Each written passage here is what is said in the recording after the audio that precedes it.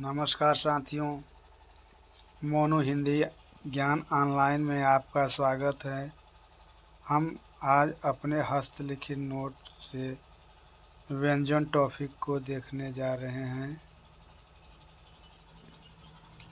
व्यंजन की परिभाषा है वे ध्वनियाँ जिनका उच्चारण करते समय मुंह से बाहर निकलने वाली हवा को मुखांगों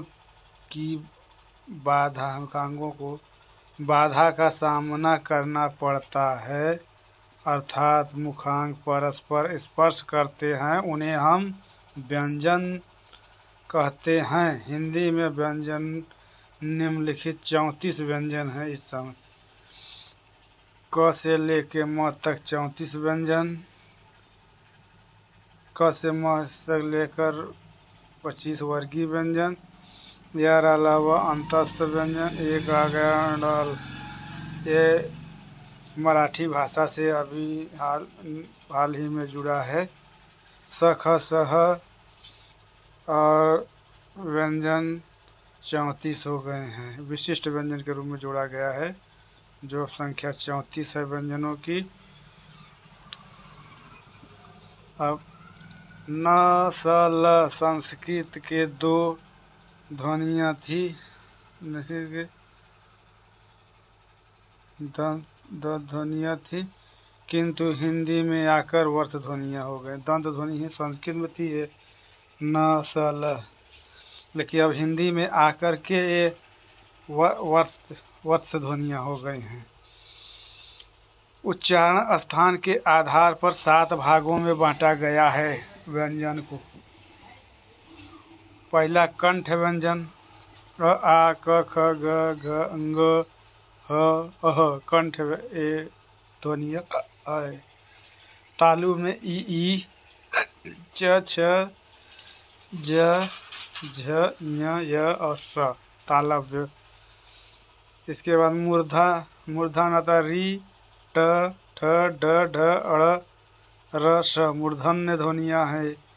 दंत ध्वनियाँ, दंत जो जीवा दंत को स्पर्श करती है, त थ द ध न ल स, ये सब दंत ध्वनियाँ हैं। ओष्ठ ध्वनियाँ उ ऊ प फ ब भ म, ये ओष्ठ ध्वनियाँ हैं। नासिक के ध्वनियाँ अंग य अंग ञ अण न म, नासिक ध्वनियाँ हैं। द्विस्थानी ध्वनियाँ तो ड ढ है ये हैं। कंठ तालु हैं ऐ ऐ, कंठ तालव्य हैं। कंठोष्ठ ऐ औ औ, कंठोष्ठ है।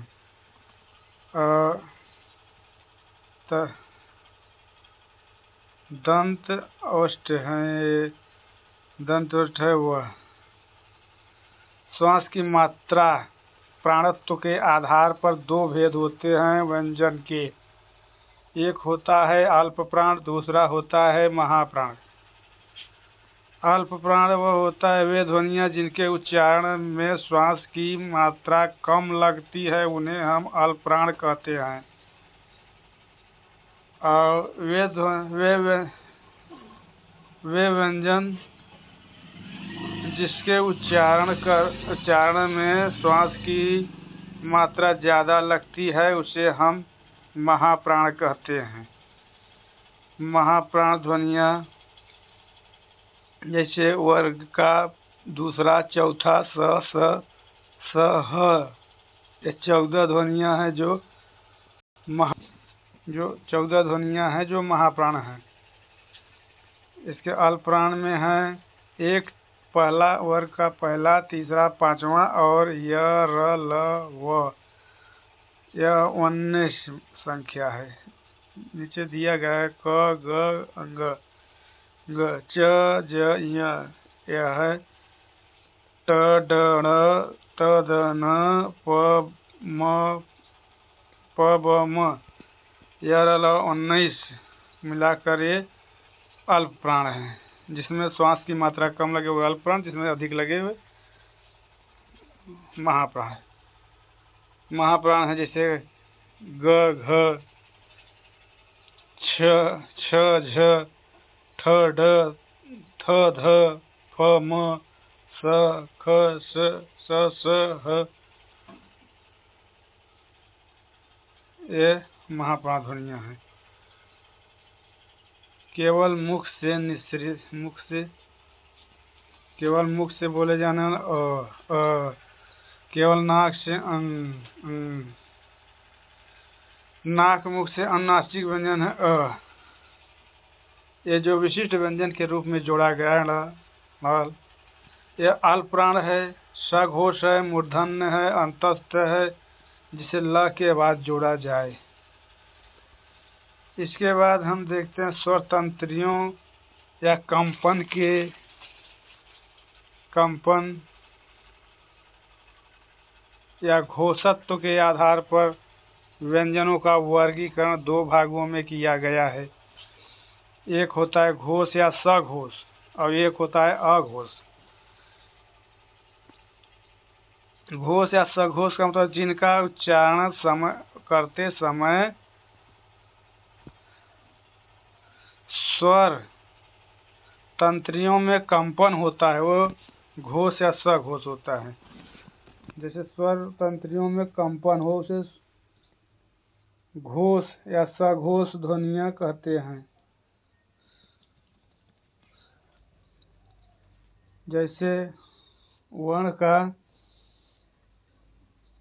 तीसरा, चौथा, पांचवा और अंतस्थ में ह 3, 4, 5 ये है। जैसे ग, घ, ng, ज, झ, ञ, ड, ढ, ढ, द, ध, न, ब, भ, म, य, र, ल, व, श, क, श 20 ध्वनियाँ हैं जो घोष या सघोष हैं।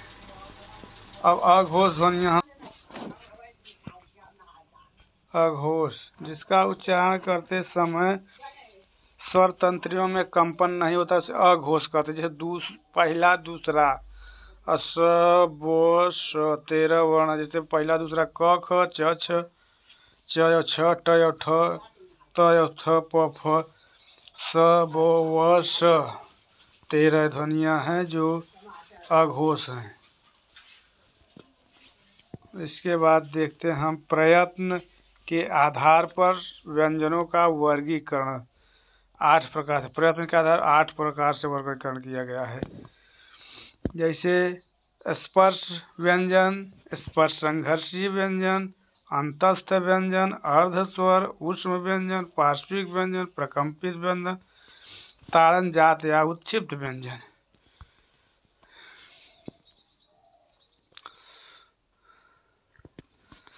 अब यहाँ देखते हैं हम स्पर्श व्यंजन। स्पर्श में वे व्यंजन जिनका उच्चारण करते समय मुखांग पूर्णतः स्पर्श करते हैं उन्हें हम स्पर्श व्यंजन कहते हैं। वे निम्नलिखित हैं। जैसे क से म तक स्पर्श व्यंजन है, क से लेकर वर्गीय व्यंजन ये स्पर्श व्यंजन है। स्पर्श संघर्षी व्यंजन 4 हैं। च, छ, ज, झ ये उच्चारण करते समय जिह्वा ऊपर उठकर तालु का स्पर्श करती है तथा कंठ छिद्र अवरुद्ध हो जाता है। फलस्वरूप हवा अबाध मुख को बाहर निकलने में बाधा होती है का सामना करना पड़ता है। उन्हें हम स्पर्श संघर्षी व्यंजन कहते हैं। इसके बाद हम अंतस्थ व्यंजन य अंतस्थ व्यंजन य, र, ल, व एक आ गया 5 हो गई इस संख्या इसकी। उच्चारण करते समय मुखांग पूर्णतया स्पर्श न करके आंशिक स्पर्श करते हैं। इनकी स्थिति व व्यंजनों के बीच की मानी गई है, अतः इन्हें अंतस्थ व्यंजन कहते हैं। अर्धस्वर है या वह उच्चारण करते समय या मुखांगों न के बराबर स्पर्श करते हैं, अतः इन्हें अर्धस्वर भी कहते हैं। प्रकंपित या लुंठित व्यंजन र है। इसका उच्चारण करते समय जिह्वा में कंपन होता है, अतः इसे प्रकंपित व्यंजन कहते हैं। र का उच्चारण करते समय जिह्वा ऊपर की तरफ मुड़ जाती है, अतः इसे लुंठित भी कहते हैं। पार्श्विक व्यंजन ल है। इस ल का उच्चारण करते समय हवा जिह्वा के दोनों पार्श्व भागों से बाहर निकलती है, अतः इसे हम ल को पार्श्विक व्यंजन कहते हैं। ऊष्म व्यंजन स, ह उच्चारण करते समय हवा संघर्ष के कारण उष्म होकर बाहर निकलती है, अतः उन्हें ऊष्म व्यंजन कहते हैं। उत्क्षिप्त व्यंजन ड ढ। इनका उच्चारण करते समय जिह्वा ऊपर उठकर झटके के साथ शीघ्रता से नीचे आती है, अतः उन्हें हम उत्क्षिप्त व्यंजन कहते हैं। ये हैं ड ढ। ताड़न जात वीणा के प्रताड़ित तारों के समान गूंज होने के कारण से ताड़न जात कहते हैं। ड ढ का विकास कर बने इन्हें विकसित व्यंजन कहते हैं। द्विगुण व्यंजन शब्द के आरंभ में, जैसे द्विगुण में ढक्कन, वही वर्ण दो बार वो द्विगुण। उत्क्षिप्त व्यंजन शब्द के माध्यम से अंत, जैसे नुक्ता सहित पढ़ाई, सड़क, लड़का, ये द्विगुण व्यंजन है। इसके बाद आ गए हम संयुक्ताक्षर। छूटा तो नहीं? नहीं सही। संयुक्ताक्षर वे व्यंजन वर्णों के योग से बने व्यंजन वर्ग संयुक्ताक्षर कहलाते हैं। जैसे संयुक्ताक्षरों की संख्या 4 है। जैसे क, स और अ से बना है 6, ट, अ से त और र से अ से बना तर,